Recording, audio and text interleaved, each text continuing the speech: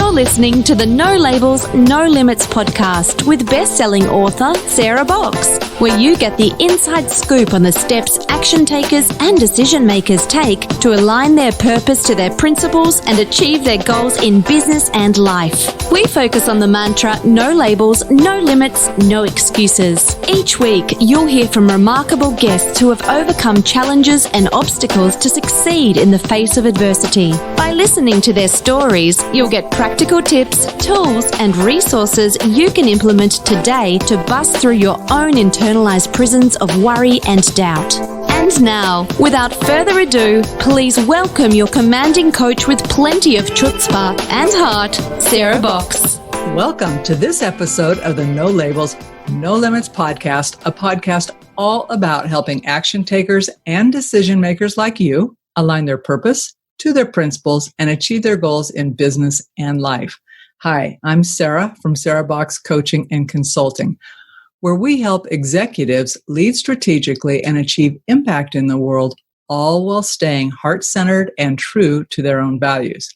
I am a champion of possibilities, a former executive director and best-selling author of The Changemaker Ripple Effect, a book about how one person's drive, purpose, and boldness can impact thousands. And I'm here to tell you that the life you want is possible with the right support, mindset, strategy, and most important, action.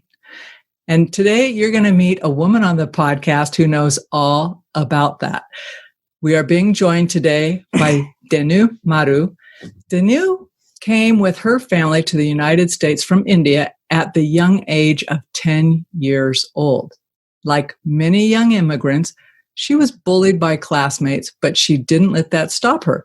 Those experiences actually had an impact on her and made her respect and honor the journey that all immigrants face. Dhenu is now an experienced and award-winning immigration lawyer. She owns a law firm named SwagatUSA, LLC, and represents immigrants from around the world who need assistance with U.S. immigration process. She is now committed to creating the type of law firm that supports clients in achieving their immigration goals, empowering immigrants to feel accepted and honored, and actually making a huge impact in the world and in her young daughter's life.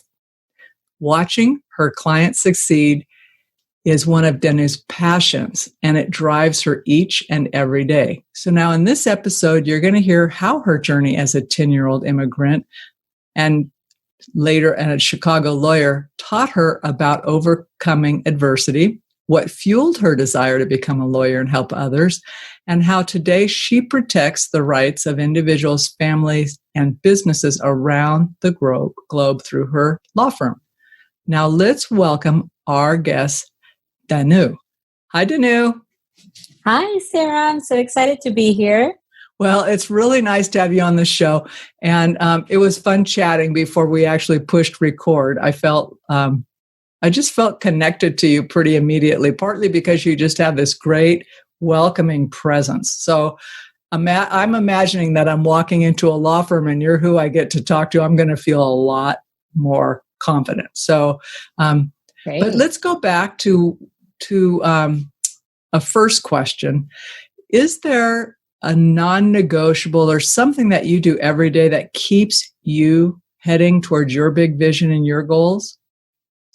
You know, one of the things that I truly, truly believe in is that you always have to reflect and you always have to look forward at your next step, at your next goal. So what I love doing, and this is non-negotiable for me, is listening to podcasts like yours that are inspiring authors, ebooks. I'm always reading, learning, following, inspirational people.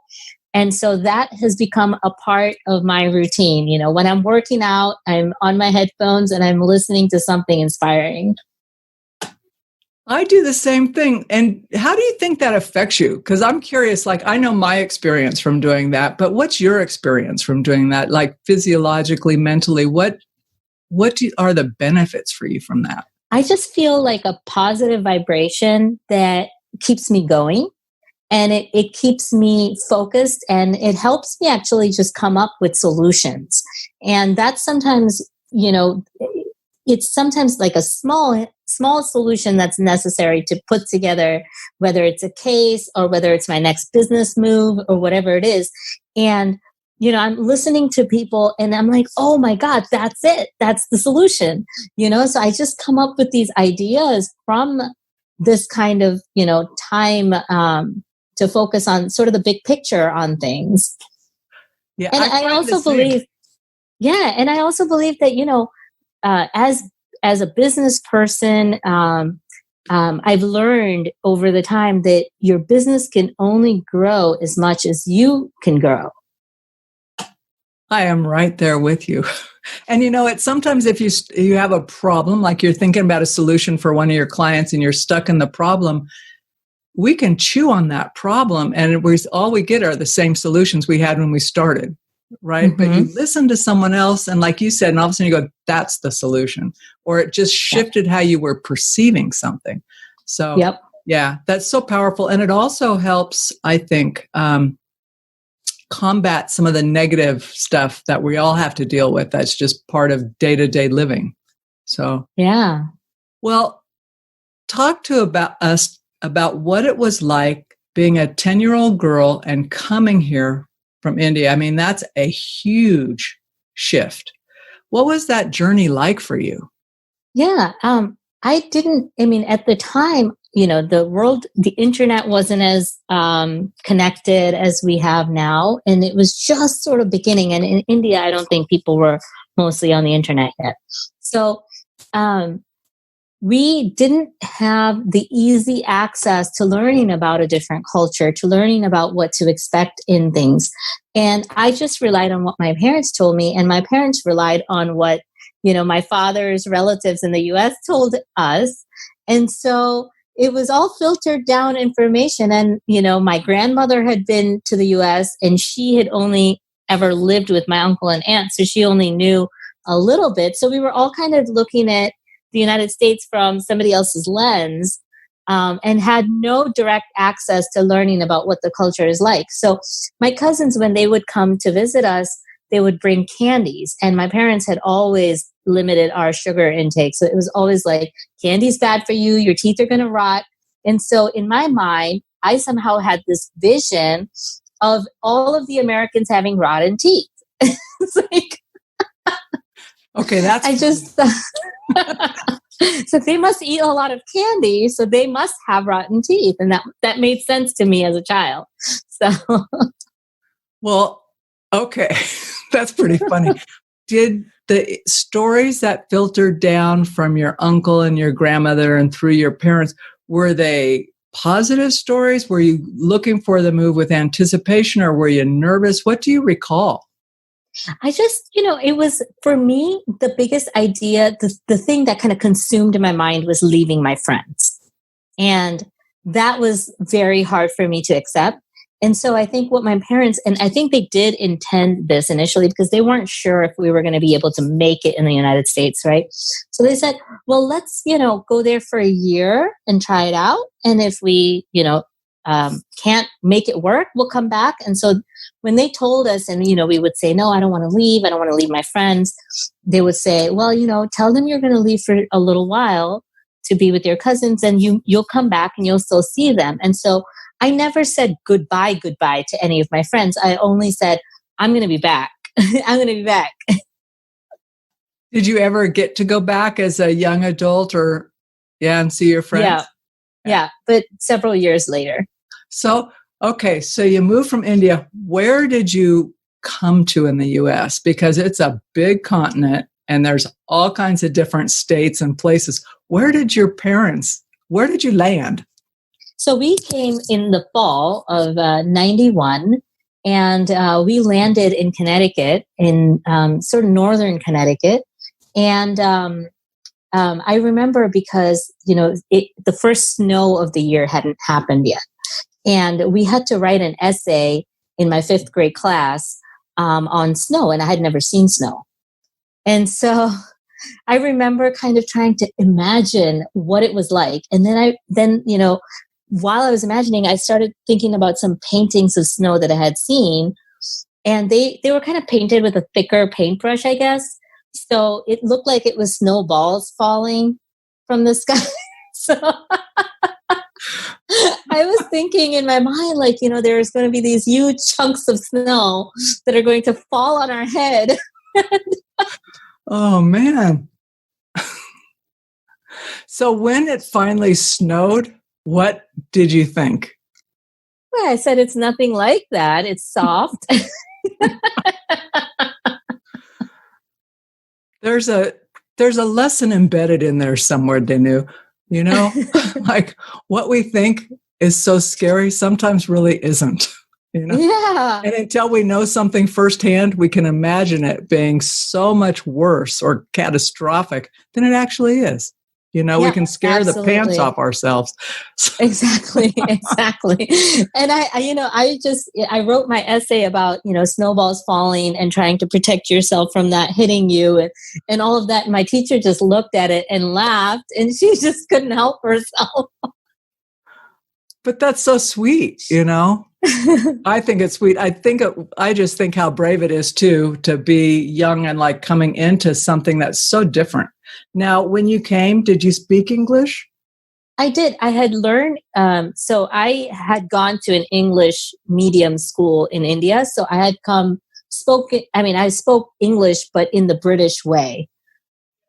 Which they would say is proper. Yeah. And the kids in Connecticut probably thought you were weird. So. And I used to stick my U's in color and everything, and so when I did that on spelling tests, my teacher gave me that as correct. And some of the students complained about it because they were like, no, that's wrong. Why did she get marks for that? Well, they would come to learn later in life.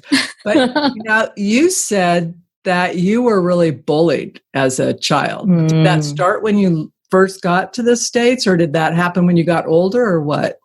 No, it actually started right away. It was kind of like, your name is weird, and then people would start poking fun of my clothes.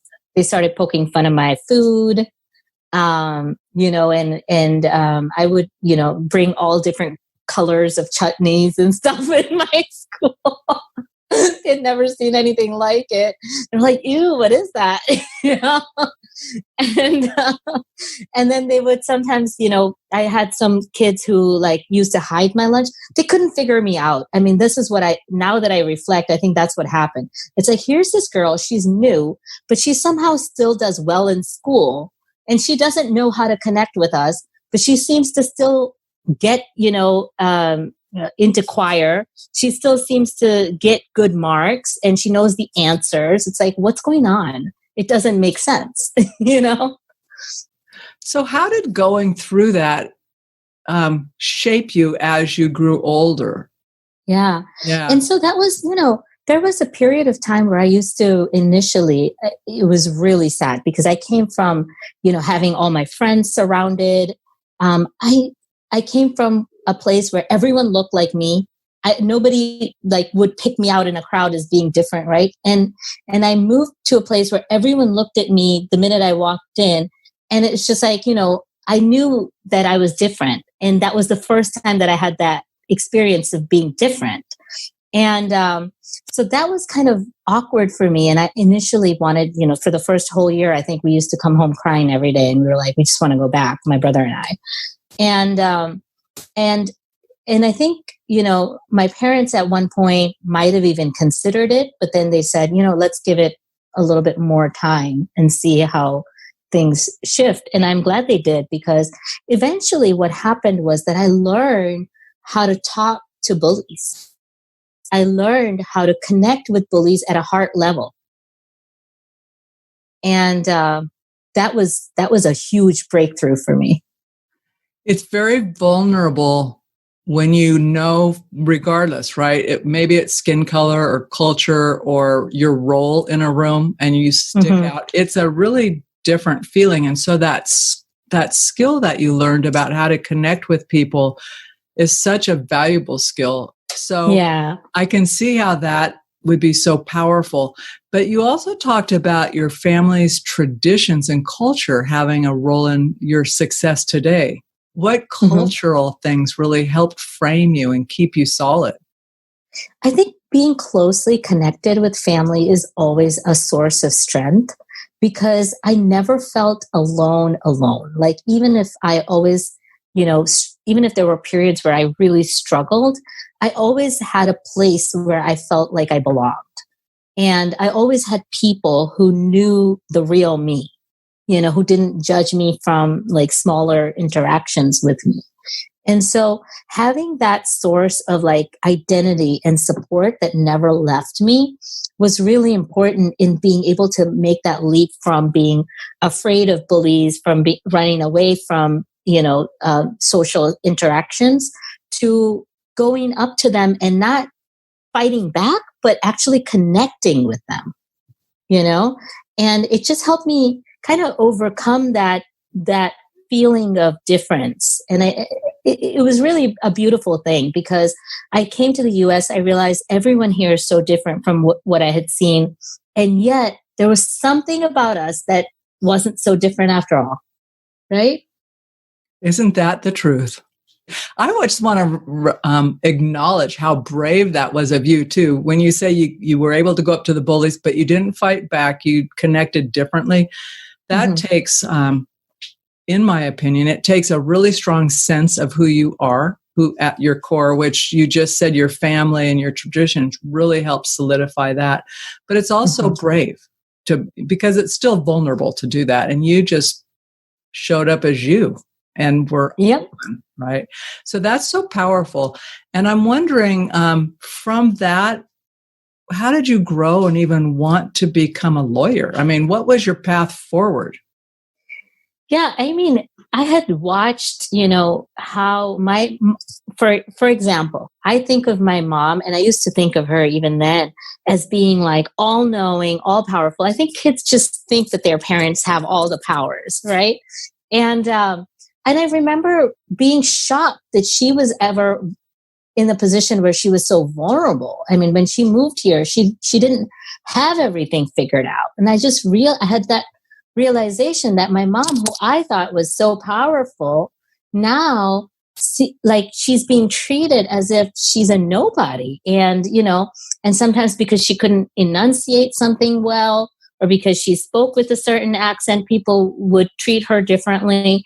And I had that image of her completely shattered. And so, I remember feeling like this need for empowerment. And I had read it's kind of interesting because I had read in a book somewhere that if you ever want to master anything, you have to learn the rules. And that's what made sense to me as, in my mind, made law so powerful and so empowering because it was the rules of the land.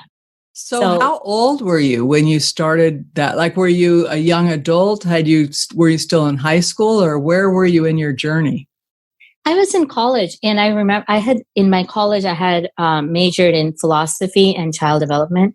So there was always a side of me that loved, philosophical arguments were very interesting to me. And at the same time, the child development had that very human side, understanding people, not just abstract, conversations, but real human beings. And the law seemed to marry both of those aspects for me, because there is a piece of the law that's very abstract, but then the application of it is so real. Do you like that preciseness? I do. I can tell by, you just kind of light up with that. I'm thinking, oh yeah, she likes the gray and the interpretation, but boy, howdy, does she like the preciseness of it.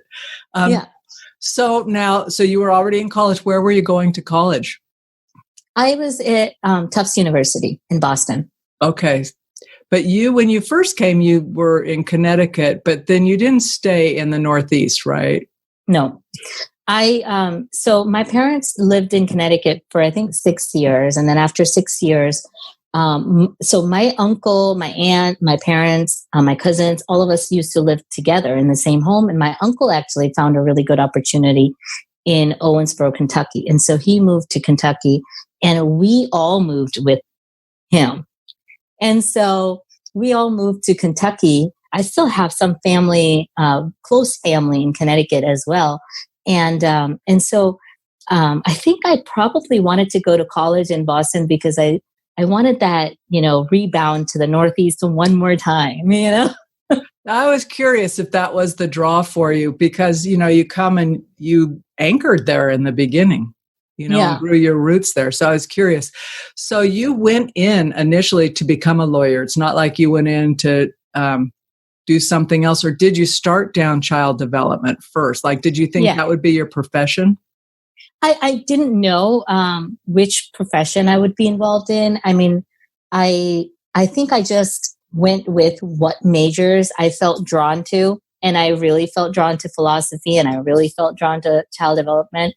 And no one in my family initially was a lawyer. And then later on, one of my cousins became a lawyer. But initially, nobody in my family was a lawyer. So the profession didn't really strike me right away.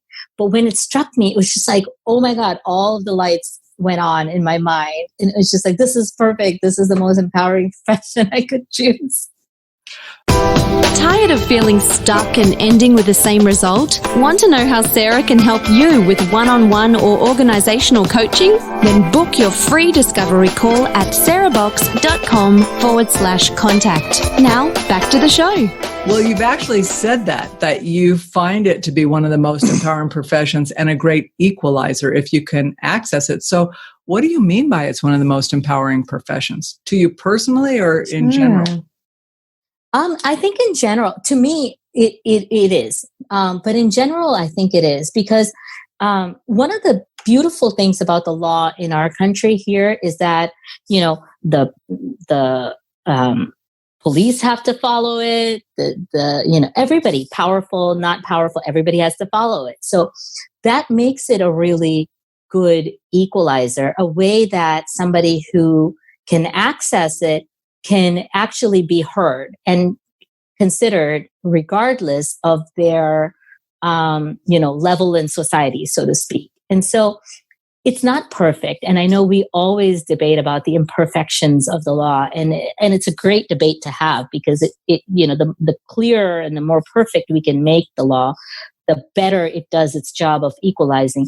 But it is much, much better than it is in many, many countries around the world. And so one of the things that I really like about this profession is that, of course, access to justice is a huge issue. But once somebody finds a way to access it, there are so many safeguards built in to our legal system that you can, I mean, I believe in it, of course. I represent people in the law, and I do believe in it. I think that, there are problems that can be worked out, but the system itself is hugely important. It takes people, initially, some of my clients, it takes them time to understand that the law will support them.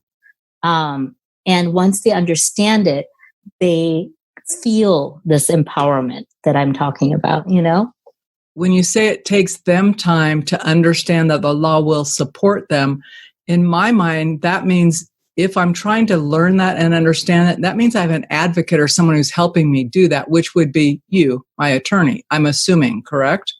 Right. You're not just saying, hey, go out and understand it and then come back to me when you're ready. You're actually holding my hand and walking me through and kind of demystifying it and stopping my freak out and showing me what is possible. Is that correct?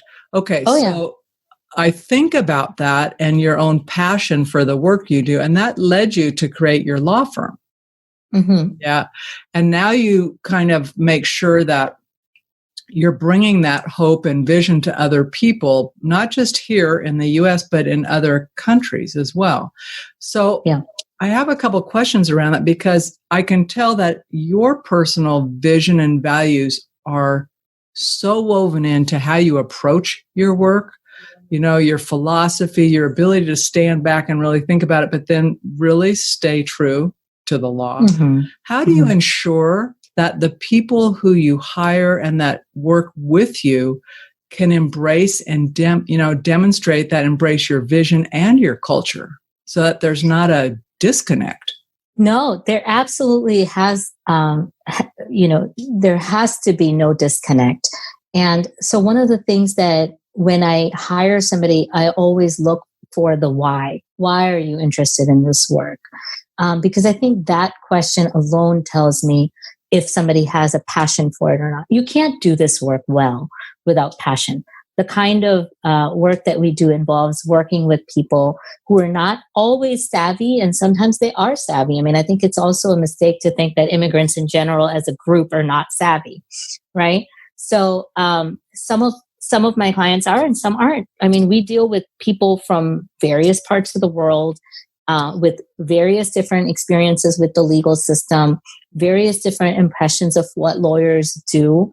And we have to educate them into our way. And that sometimes takes a little bit of time because this isn't necessarily the way that they've been used to doing things. And that kind of patience comes naturally for someone who has a level of passion. But if they don't have a level of passion, they burn out fast. And so what I've found with my firm is that when I'm hiring somebody, I need to know their why. You know, what is it that speaks to them about working at an immigration law firm? And even with that, it's still intense work. So I come to you, I'm hired by you, I have the passion, I have what it takes to do the work, but it still is a taxing work, right? These are real people's lives. They're counting on us as the firm. How do you help us as a law firm not burn out? How do you help us maintain that spark also? We celebrate our clients' wins. We love winning. So as a team, one of the things that I love doing is, and, right now everyone's remote, so it's a little different. But when we were together, we would go out and get, chocolate or shakes, or even if it's something small, just to commemorate a win. It's too easy to just kind of go on to the next thing. Yeah. And that's a tendency, right? Especially you have a big workload or you're doing something that's like, okay, that's done. That's great. Good job. What's next? Mm-hmm. So, well, and things will change hopefully back where you can do your chocolates. And that sounds so fun. Now you're a mom, right? Yeah.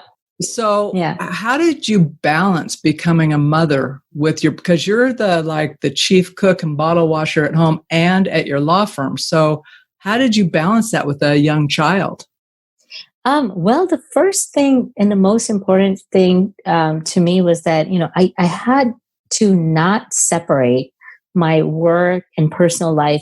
I couldn't, in these neat little boxes, like, okay, work is this, and then this is personal life. I couldn't do that because for me, the two were so integrated already. And so I said, well, you know what? I'm bringing work home. Why not bring home to work? And so what I ended up doing was creating, a small area for my child, when she was young. And so I would have her kind of have a little nursery there right next to my office. And sometimes I did interrupt client appointments to go and, like, when I was breastfeeding her, to go breastfeed her. And so, for me and also for my daughter, the two have been connected. And sometimes she would come after, she goes to preschool, and sometimes she would come after preschool and come to my office. And sometimes she would sit in my paralegal's office and hand him the printouts from the printer. And so she's part of the business. She's part of the business. And sometimes she, plays pretend. I've seen her play with her dolls, and she would play pretend, and she would be the lawyer and some doll would be the client. Okay, now that's pretty novel. I like that. What does she think about you being a lawyer? Does she understand the kind of work you do and how important it is? I don't think she understands fully. I think she understands that mom's in the office and she sees a lot of clients. I don't think she understands what that means.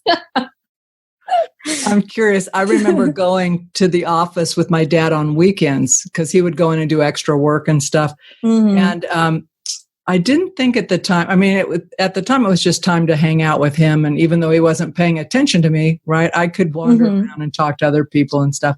But what was interesting in reflecting was someone professionally this week, I realized the impact of those interactions, right? Because I always felt like I was visible. It was okay for me to be there. It wasn't terrible to be a kid in a grown-up world, and I was like fetching papers for people too. So I felt important, that was my job, So that's really cool. So what are you trying to do, or how do you help people with businesses? How does that relate to the law that you practice? Sure. So in immigration law, there's multiple types of immigration law. For example, there's asylum. That is where someone who might be fleeing from violence in their home country comes to seek shelter in the U.S. And then there's there's marriage-based or family-based immigration, where someone from the family sponsors the individual. And then there's the business immigration or the employment-based, where it's actually a place of work that sponsors somebody to come work for them. And so that could be, for example, if there's a multinational company and they have an office in the United States, but they want to bring their German employee to work in their US office, then they still have to go through the immigration process. So that's really where the business immigration comes in. Or if someone is, is an international student graduating from a U.S. school, but they want to work in the U.S. in a company, and the company wants to hire them, unlike a U.S. born student, they can't just hire them without sponsorship. So if it's an international student that they want to hire, then they have to go through an immigration lawyer in most cases. So I just think about the reach and impact you have in people's lives by doing that work. It really must be very satisfying to you as a profession. Yeah. I think what I would like for you to do as we wrap this up, I'm just imagining there are young women or men, but really young women who are listening to you and thinking, I want to be like her. I want to go down that path, or something you said resonated with them. What words of wisdom or advice might you offer to someone in that position who wants to make a difference in their own life or in the lives of others, whether they're immigrants or not? What kind of thoughts do you have for them? Well, I think that for me, one of the ways that I was finally able to truly make the kind of impact and live my life's mission was when I decided to open my own practice as opposed to working in a law practice in general. Because even though I had all these lofty ideas of what the law meant, when I saw, how it was actually implemented by certain law firms that I was working in, it didn't actually meet my own expectations. And so for me, what that path, turned, the way that path turned was, I needed to design it. I needed to create it in the way that I envisioned it. I wanted to serve clients in a certain capacity, in a certain way, and I had to create it. And so I think people have to understand that, there's no limits. You just have to be willing to take that leap initially. And it's just a mind game. It's just in your head. Once you take that first step, the second step will light up for you. But it won't light up for you initially. You just need to take that first step. And it's like, every step you take, the next step kind of lights up. Okay, there is no better way to end the show than on that piece of advice. So with that, I just have to say a heartfelt thank you for spending time with us today. And I wish you all the best in your work, and I'm excited for your young daughter to have a mom role model like you who's showing her how to be true to herself and make a difference in the world. Thank you so much. You've been listening to the No Labels, No Limits podcast with best-selling author, change agent, and strategic vision coach, Sarah Box. You can grab the show notes and find out how to work with Sarah at sarahbox.com/no labels, no limits podcast. We'd love this podcast to reach as many people as possible. So please remember to rate, leave a 5-star review, and share the podcast with someone you think would get value from this conversation. Until next time, keep taking those daily action steps to align your purpose to your principles and achieve your goals in business and life.